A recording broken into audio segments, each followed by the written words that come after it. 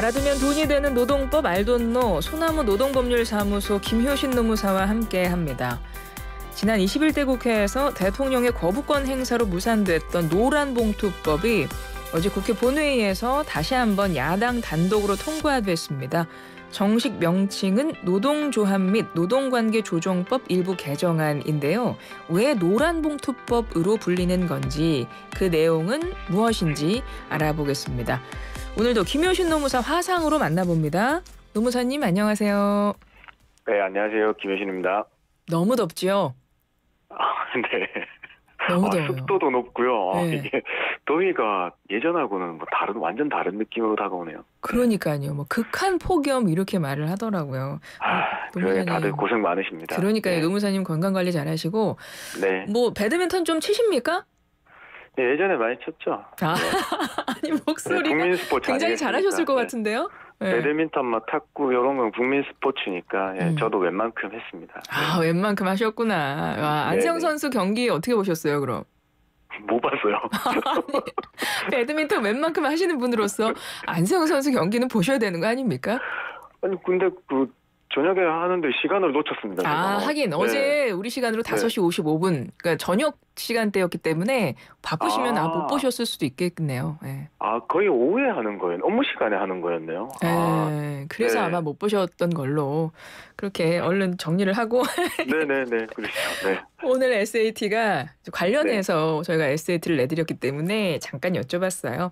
배드민턴 공을 우리가 뭐라고 부르잖아요. 그래서 그 배드민턴 공을 뭐라고 부르는지 맞춰주시는 건데 1번 셔틀콕, 2번 히치콕, 3번 민트초콕, 4번 안세현 최콕 중에 정답이 하나 있거든요.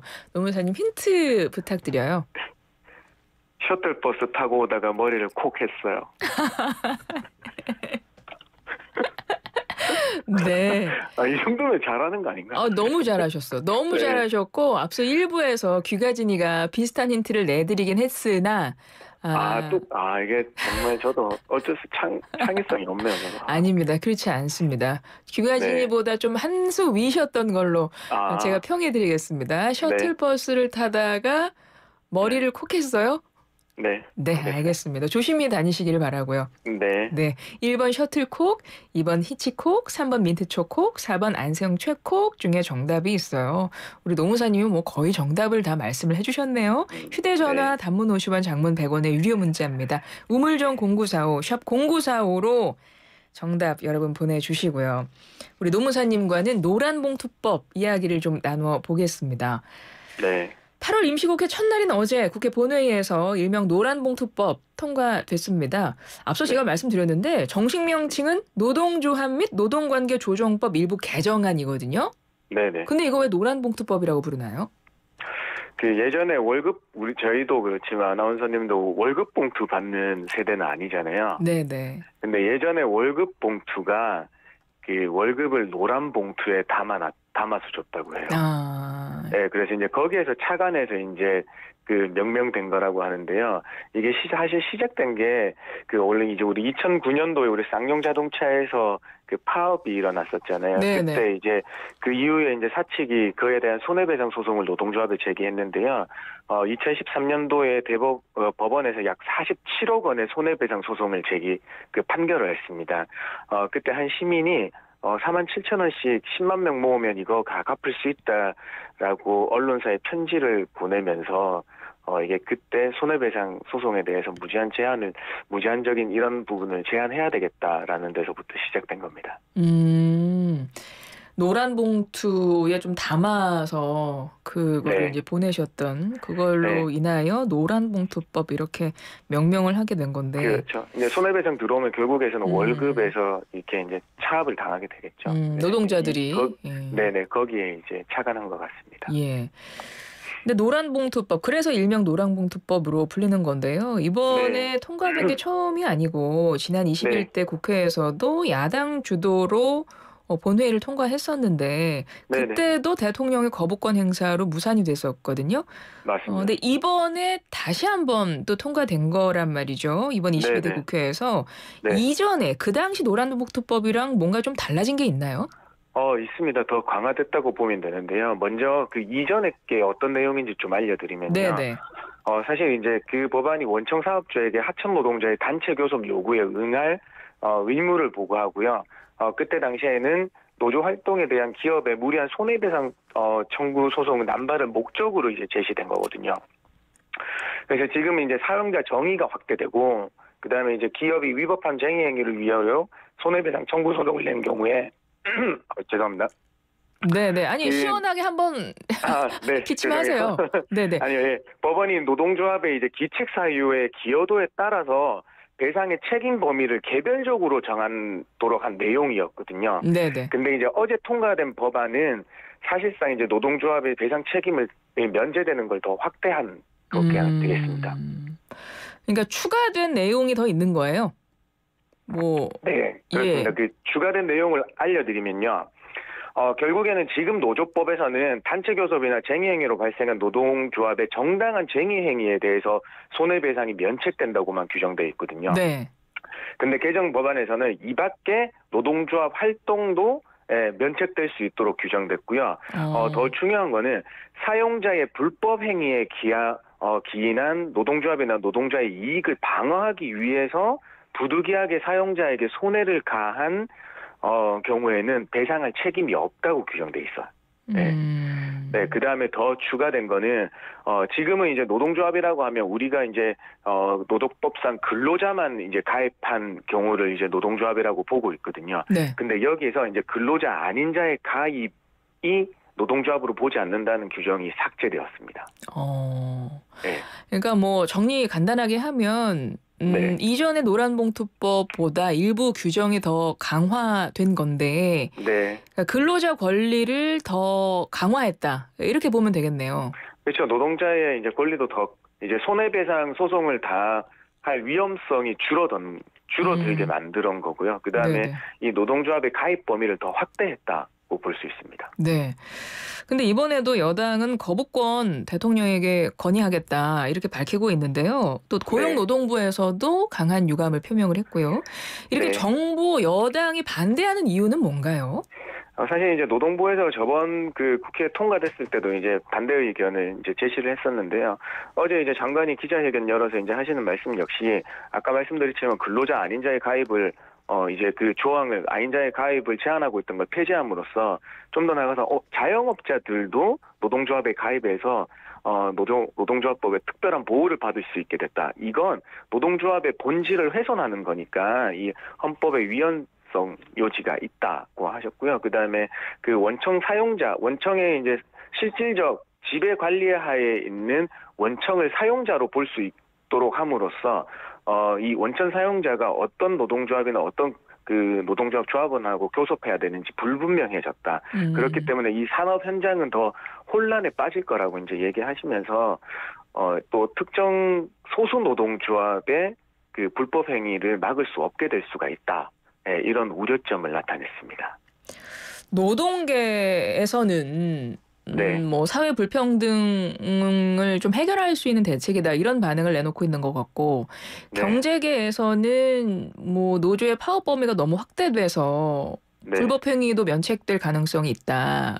뭐 네. 이제 불법 파업 조장하는 것 같다. 이제 이런 입장인 것 같은데요. 그러니까 정반대로 지금 주장이 엇갈리고 있거든요. 맞습니다. 그 입장 차이를 좁힐 수가 없나요? 좀 그 이유가 있나요? 사실 이제 이 노동관계의 가장 큰 특징은 뭐냐 하면 항상 노동자와 사용자는 이 양극단의 대척점을 있습니다. 네. 그러니까 서로 이 협상을 통해서 그 중간점을 찾는 게 이제 중요한 건데요. 이거는 정말 이 손해배상 어떤 그 쟁의 행위를 했을 때 사용자가 입은 손해배상을 책임을 물을 수 있는 마지막 이제 사용자는 수단이라고 생각하는 거고, 그 다음에 그의 반대 입장에서는 노동조합에서는 거기에 면책 범위가 더 넓으면 좋겠죠. 그 다음에 여기에서는 이제 근로자의 집단적인 세력을 확보할 수 있는 노동조합의 가입 범위를 더 확장한다고 하면 노동조합에게는 이득이지만 결국에는 반대 입장에 있는 사용자 측에서는 이 세력 범위가 확대되는 걸 별로 달가워하지 않겠죠. 예, 그렇기 때문에 이 가장 최대 장점이 이 사용자 범위의 확대, 근로자 범위의 확대와 이제 손해배상 범위의 제한을 두는 거에 대해서 이 대척점에 있기 때문에 사실 좁히기 쉽지 않은 영역인 것 같습니다. 그렇군요. 네. 네. 실제 만약에 이 노란봉투법이 시행이 됐을 때 네. 경제계 비롯해서 정부 여당이 우려하는 부분들이 있잖아요. 뭐 네. 불법화에 좀 많아질 것 같다. 이게 현실화될 가능성도 있다고 보세요? 네, 맞습니다. 이제 우리가 산업 구조가 이제 복잡하게 되면서 이 어떤 산업에 들어가면 결국에는 내가 고용한 사업주는 거의 명목상 허울에 불과하고 이 사용자가 누구인지 확정하지 못하는 이제 그런 상황이 이제 펼쳐지는 거거든요. 그래서 이제 그 특정 산업에서 이제 사용자가 불분명해지는 거기가 있기 때문에 원청의 사업주로 본다는 거 이제 개정안에 넣어두게 됐는데, 그래서 이 특정 산업이나 또 이 아까도 이제 우리가 정부에서 우려하는 게 이제 특정 소수 노조들에 대한 이 불법 행위의 면책 특권이 더 확대될 수 있다. 예, 이런 점들은 사실 현실화될 가능성이 저도 조금은 있다고 생각합니다. 이 특정 산업이나 특정 노동조합에 대해서요. 예. 네. 8월 임시국회 첫날인 어제입니다. 국회 본회의에서 일명 노란봉투법 통과가 됐는데 그것과 관련해서 좀 이야기를 나누어 봤습니다. 지금 정부 여당의 입장은 이제 대통령에게 거부권 행사를 건의하겠다 이런 입장인 것 같아요. 좀 앞으로 지켜봐야 될 것 같고요. 네. 시간이 좀 이제 남아서 이야기를 좀 더 해보도록 하겠습니다. 최근에 역대 최고치를 달성한 일하는 고령층들에 대한 노동 환경에 대한 이야기도 오늘 준비를 해주셨는데요. 네네. 이건 어떤 이야기인가요? 사실 우리가 이제 그동안 이제 고령층이 일하는 주된 목적이 생활비를 벌기 위해서라는 인식이 강했어요. 네. 그렇죠. 이제 그런 은퇴하고 나서 이제 생활비를 계속 벌어야 되겠다는 인식이 강했는데, 이게 이제 통계청에서 이제 조사를 해보니까 일자리 선택 기준이 바뀌었다는 거예요. 이게 이제 일자리를 선택할 때 일의 양과 시간대를 선택하고 그 다음이 임금 수준을 고려한다. 그다음에 세 번째가 이제 계속 근로 가능성을 고려해서 이제 그 일자리를 선택하신다고 이제 조사가 되어서 역시나 일의 양과 시간대, 그다음에 이 근로 환경을 노년층에는 어떻게 적용되고 있는지 이제 그걸 좀 알려드리려고 했거든요. 그게 어떤 의미를 나타내는 조사인 건가요, 그럼? 이게 이제 우리가 이제 월급보다는 이제 원하는 시간대에 만큼 일하고 그에 대한 이제 정당한 대가를 받겠다는 걸 이제 말씀드리는 거거든요. 근데 지금은 우리 근로기준법이나 알고 계시는 거는 결국에는 거의 8시간 기준으로 급여를 책정되는 것만 이제 간단하게 알려드리고 있어요. 이제 그래서 8시간보다 적게 일하시는 이제 단시간 근로자들이 되면 대부분의 혜택을 못 받는다고 생각하시거든요. 근데 그렇지 않고 8시간보다 적게 일하시는 단시간 근로자라고 하더라도 일주일에 15시간 이상만 근로하신다고 하면 5인 이상 사업장에서는 연차 수당과 그다음에 가산 수당 등을 받으실 수 있게 되는 거예요. 그러니까 이 조사 결과의 의미는 이제 고령층들이 월급보다는 내가 원하는 시간대에 원하는 만큼 일하고 싶다는 경향이 강해지고 있는데, 그렇다 보니 근로를 더 짧게 근로계약을 체결하는 일이 많아진다는 이야기이고, 그럴 때 이분들이 이제 단기 계약이 많아질 경우에 어떻게 하면 이분들의 좀 권익을 보호할 수 있을까, 지금 그 내용을 알려주시려는 거군요. 네, 맞습니다. 저희가 왜냐하면 이 고령층으로 갈수록 사실 이 수능도에 대한 경향이 상당히 높으십니다. 그러니까 이런 법이 있으므로 이제 회사가 그냥 말만 하면 그냥 뭐 원래 그런 거지 하고 이제 순응하는 경향이 더 많아지는데요. 저는 이제 그거보다는 일단은 법은 이렇다는 건 좀 알려드려서 이 권리 찾기를 조금 더 도와드리고 싶었어요. 예. 그러면 만약에 1년 단위 계약 체결하고 뭐 이러신 분들 계시고, 그러니까 단기 계약이 많아진다는 거잖아요. 네, 맞아요. 이럴 때 어떤 것들을 좀 챙겨보시면 좋아요? 사실 우리는 이제 단기 계약으로 하니까 이게 계약서를 썼다가 또 1년 단위 계약하고 다음에 또 1년 단위 하니까 이게 계속 근로는 하고 계시면서 계약서에 의해서 이 모든 게 단절되는 거라고 생각해요. 그래서 1년 하시고 나서 퇴직금 받고 다음날 또 일하시고 그러는 거거든요. 그런데 모든 이제 보시면 아시겠지만 최저임금이 매년 인상되는 추세잖아요. 네네. 그렇기 때문에 이제 가장 큰 게 퇴직금인데 이 퇴직금은 나중에 실제 퇴사했을 때 받는 거예요.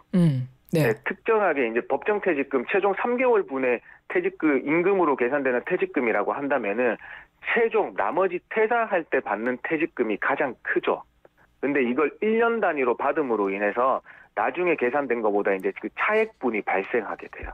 네, 그래서 이제 이 부분을 알려드리고 싶었고요. 그 다음에 연차 휴가가 있는데 5인 이상 사업장에서의 연차 휴가가 발생하는데 1년 단위 계약을 하다 보니까 계속 1년 미만 근로자라고 우리가 계속 신분을 확정하기 때문에 최대 계속 11개만 발생한다고 계산해서 드리고 있는 실정이에요. 그런데 이 계속 근로로 산정하기 때문에 1년이 지나서 하루도 공백 기간이 없고 그냥 계속 한다고 하면 1년 되는 날 15일이 발생하게 돼요. 네.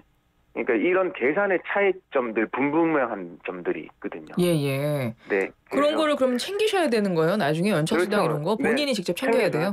네네, 맞습니다. 회사에서도 적용해 주셔야 되는 거고요. 이 계약의 형식을, 왜냐하면 이제 우리가 55세 이상에서는 1년 단위의 계약이 체결되도록 이제 허용하고 있으니까 모든 걸 이 계약서에 맞춰서 계산하는 경향에서 벗어나야 된다. 네, 이 말씀을 드리겠습니다. 알겠습니다. 그럼 끝으로 요거 하나만요. 근데 보통 월 급여에 연차수당 포함해서 지급하는 포괄임금제 많이들 하시잖아요.